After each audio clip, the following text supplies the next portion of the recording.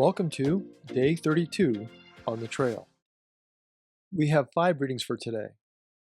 From Luke 18, verses 1 through 17, from Exodus 2, verses 10 through 25, the 43rd Psalm, Job chapter 2, verse 1 through 3:26, and Sirach chapter 37, verses 16 through 31. In the wisdom of Sirach chapter 37, we find advice on moderation. Verse 27 says, "My child, test yourself while you live. See what is bad for you, and do not give in to it. For not everything is good for everyone, and no one enjoys everything. Do not be greedy for every delicacy, and do not eat without restraint. For overeating brings sickness, and gluttony leads to nausea. Many have died from gluttony, but the one who guards against it prolongs his life." Now, this is not unfamiliar wisdom. We see the same in Proverbs 23, verses 20 and 21, which says, "Do not be among wine-bibbers, or among gluttonous eaters of meat, for the drunkard and the glutton will come to poverty, and drowsiness will clothe them with rags." What is interesting here is that drunkenness and gluttony are paired together. Often, in our society today, we see drunkenness as a negative trait or habit, but not so much with gluttony. In some cases, we even celebrate or encourage it.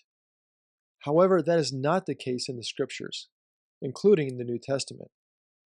In Matthew 11:19, Jesus is talking with his disciples about how people are perceiving him, and he says, "The Son of Man came eating and drinking, and they say, 'Look, a glutton and a drunkard, a friend of tax collectors and sinners.' Yet wisdom is vindicated by her deeds." Once again, we see that drunkenness and gluttony were both seen as serious problems. And I think we would do well to share that same perspective today. We are called to moderation and discipline, not just for ourselves, but for our families, our friends, and those we encounter in the world. We should discipline ourselves, including what we drink, as well as what we eat, what we watch, and how we spend our time. We do this so we have the ability to share with those around us, and to be available when they need us. In a sense, we take care of ourselves. We discipline ourselves, so we have the honor of serving others. In Luke chapter 18, we find the story of a judge who neither feared God nor had respect for the people. Apparently, the judge in the story does not care about God or the laws he is supposed to uphold.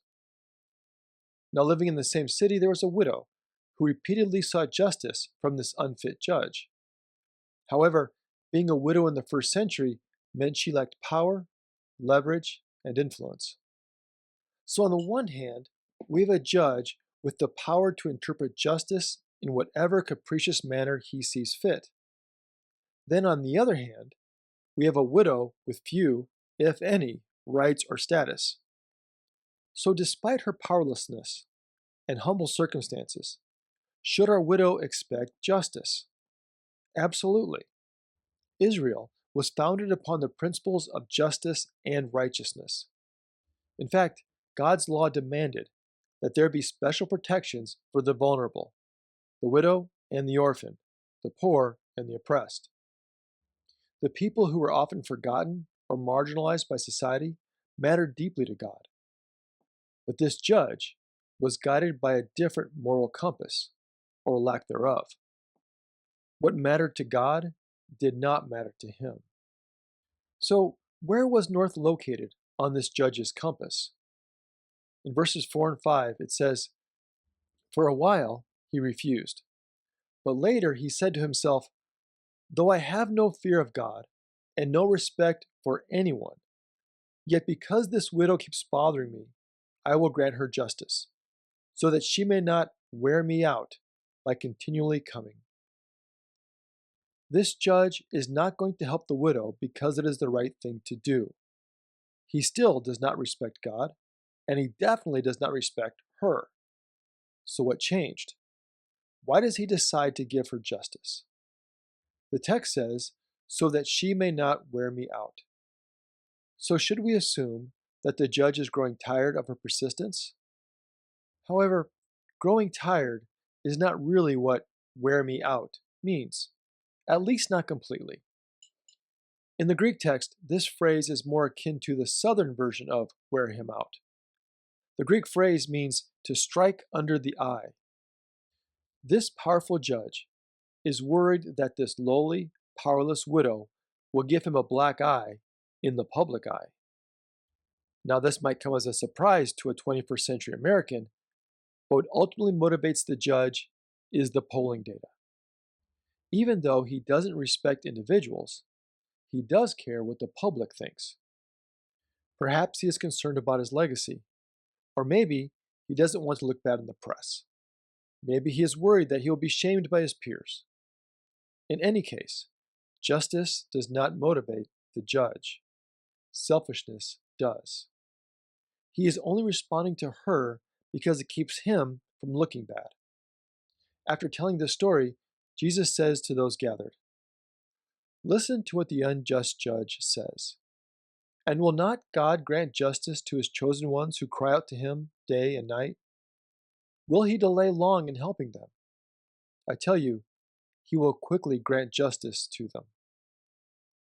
Jesus is telling us that if a self-absorbed judge will grant justice to protect his legacy and popularity, then how much more will God, who actually wants to hear from us, answer when we ask, when we seek, and when we knock? How much more will God listen, respond, and provide? So what is Jesus actually getting at in this story? Well, look at how it ends in verse 8. And yet, when the Son of Man comes, will he find faith on the earth? Faith and prayer. These are not unrelated concepts. Faith is not a mental assent to a statement of beliefs. Faith is not simply adherence to a tradition. Instead, Jesus is asking if he will find people who are willing to trust God enough to ask the important questions, to seek trustworthy answers, to knock on God's door for help. Prayer is not a ritual, a requirement, or a routine.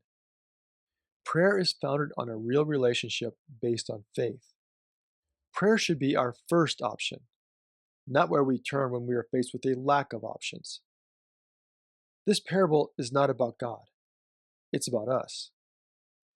If an unjust judge will grant justice out of purely selfish reasons, then why would we hold back when it comes to trusting God? Why would we hide who we really are when God already knows everything about us and still wants to have a relationship with us? The answer is we shouldn't. Will Jesus find faith here on the earth when he returns? I don't know, but I pray that he will find it in us. Thank you for joining us today. Until next time, stay on the trail.